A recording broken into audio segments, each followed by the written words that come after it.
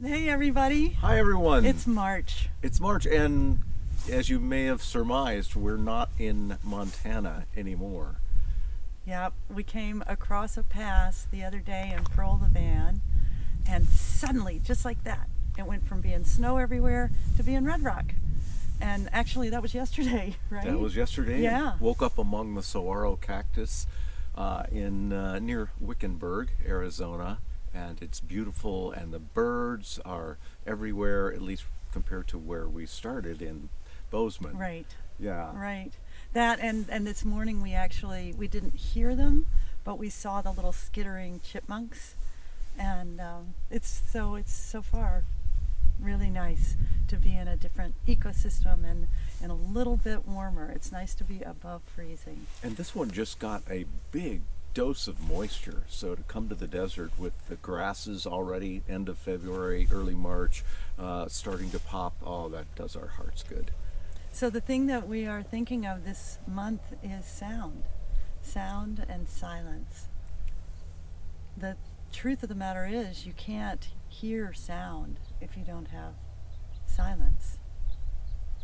We can just barely hear the birds in the background right now. Yeah.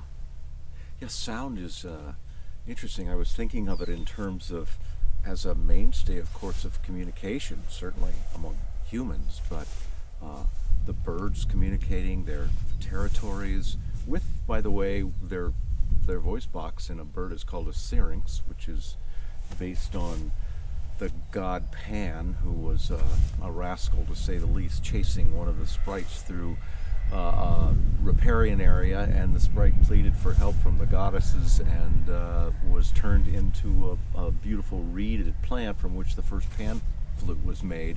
And so that syrinx allows the birds to sing. And I don't know, they sing for territorial reasons, but sometimes I wonder if they sing just because it's fun to sing. Yeah, yeah, and same with us. Yeah. Sometimes we talk just to hear ourselves talking. Mm. And right now, what we're talking about is the sound in the natural world. And yeah, this thing that you're saying about just the vocalization that we have, which we rely on so much for interacting with each other and making sense and organizing ourselves into society. And of course, part of the problem is that we make these sounds and they fly through the air and they land on the other person's receptor organs and they go into their brain, and they may make sense completely differently than the way that my intention when I generated the sound. So communication is a tricky thing. Yeah, we might have a bit more ambiguity in our sounds that we make than birds do. Who knows? Then we may. Yeah, we tend to maybe overthink what we're hearing Yeah, sometimes. yeah. The birds here are sounding sweet, and we expected that we would. There's a lot of migration through here this time of year, and so we suggest that you go outside and attend to the sounds that you hear or don't hear. The precious invitation to the silence between, to not always to there's looking for the space between. It's between the thoughts, the silence between the sounds. It makes it so that the sounds are more vivid. You see for yourself. But it also gives you a sense of what it is that is the backdrop to everything that we experience through any of our senses. Yeah, I was thinking also, some creatures on this delightful planet, like bats, and actually whales can do this too, but the bats will emit sounds constantly when they're flying that are beyond the human range of hearing. And through echolocation, those sounds hit an insect or whatever else is in the environment and come back to the bat, and that's how the bat can fly so incredibly precisely and identify, here's something I can eat, and just snap it right out of the air, is just through sounds and the reflection of sound back to them. And that's how they survive, not just putting out sound, but hearing the result of what they put out coming back to them. And then there's the Doppler effect in hearing. Oh. Because we have two ears, the way that we sense sound and the way that we locate ourselves is that we hear whether it's over on that side or whether it's over on that side, but the effect is that if the sound is right in front of us or right behind us, we don't know whether it's in front or behind. You may have had that experience yourself, that because this is where our ears are located, that can play tricks on us. Yeah, and we've been in Yellowstone often, and of course there with coyotes or wolves or deer or elk, how a lot of animals can tune their ears and hear in almost disparate directions what's going on around them. So sound as an indicator of safety or lack thereof is just critical. Yeah. The more you look and listen, the more sound really does play a major role in the life on this planet. Well, and part of then what happens to us when we organize ourselves into cities, even small towns. The town that we live in is not that huge, but it is growing, and so that means there's a lot of noise because there's a lot of construction. Yeah. And then when you get into just a downtown area, certainly in a big city, it's sound everywhere, and so the discernment is quite different. Well, yeah, I was thinking that during COVID there were a number of studies done, one in particular in San Francisco, finding that the songbirds that live in the city were actually able to, probably for the first time in a long time, lower the volume of their calls because they could communicate more effectively with less energy going out to up the volume to compete against traffic and airplanes and other things. So the world, much of the world accommodates the noisiness, more or less, and that's an interesting aspect. You've talked about people going out and kind of surveying those places in the world that don't have sound, that are the quietest places on Earth. Yeah, we have an acquaintance who has put together a place that you really should visit if you're ever out Montana way, called Tippet Rise. It's a fabulous, vast expanse of land for which they have commissioned sculptors who have done huge sculptures that dance with the landscape there, and that was kind of the invitation. So that all by itself is fabulous to see. But Peter went around the world to find the quietest places on the planet, and when it came down to it, he chose this expanse of land that's near Fishtail in Montana. In Montana, yeah, the front side of the Beartooths.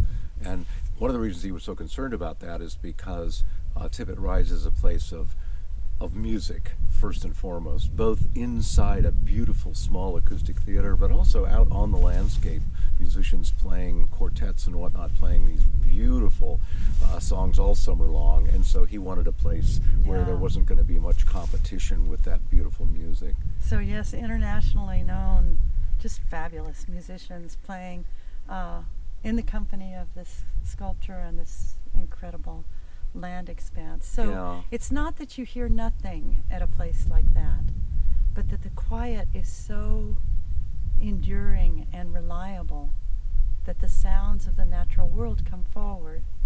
And so the lovely then association of that with human beings and our production of music being an expression of the natural world, that is, yes. Yeah. One of the things, I just finished teaching a writing class for Orion magazine, and one of the things we talk about is sometimes it's good to describe a natural environment through what's called negation, and that means what isn't there.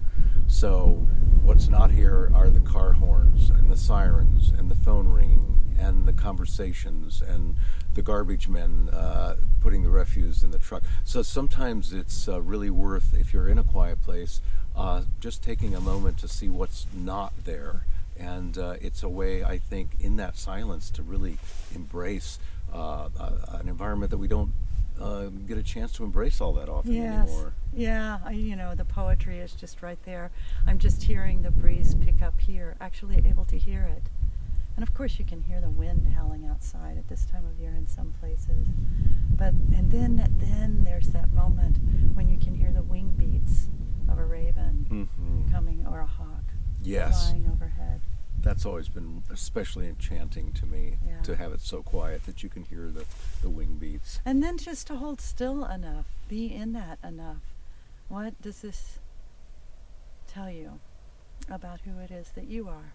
So, on the 14th 14th. of March, we're going to have a deep dive again at 6 o'clock, and we'll go more into sound and silence.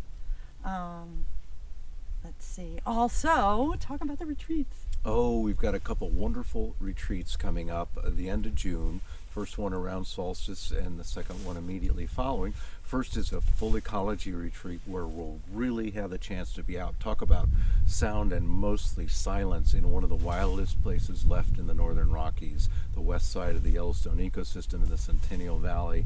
So we'll not only have a lot of discussion and conversation and opportunities to deepen our relationship, but we'll be out there with the wolves and the bears and the moose and the elk and the pronghorn. It's going to be fabulous. And the following week, it's going to be... well, let me say the first one is called Who Are You Now? And I just wanted to underscore that because it is one that provides all of the participants the opportunity to slow down enough in this unspeakably beautiful and generous stretch of the natural world, as if all of them aren't. I mean, this is fabulous here too. But in that part of the natural world, to slow down and really take the time over 5 days to get either re-anchored or anchored anew into who it is that we are in all of this change and all of this upheaval. So, yeah. Yeah, it is important. And then the next one...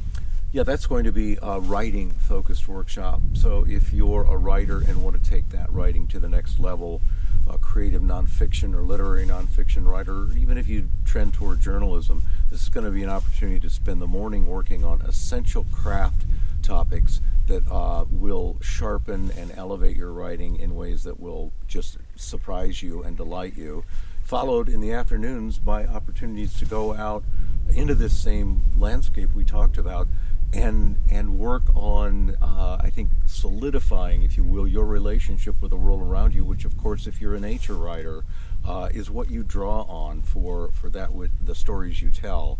And so both of those are going to be a lot of fun.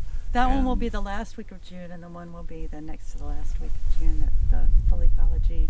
Who Are You Now? Yeah, and this is the what Full Ecology has to say to writers. You know, how Full Ecology can inform those of us who are writing. Yeah, and I'd like to say, too, that if you're writing about nature, you're probably one of those people who are sensitive to the assaults on nature, Yes. the challenges of climate change. This opportunity at this workshop will go right, not just into it, but through that. Yes. So you'll be able to make Thank sense you. and form your art with that deeper awareness. And so there will be plenty of time for writing. We will have structured and unstructured time in the afternoons. Call us, write us at connect@fullecology.com if you have any questions, and we'll be happy to be in touch with you. The really good news is that for both of these events, we've gotten together with the folks at the J Bar L Ranch, just generous and brilliant people, and we've been able to really reduce the prices on both of them. So we hope you'll take a look at our website, www.fullecology.com.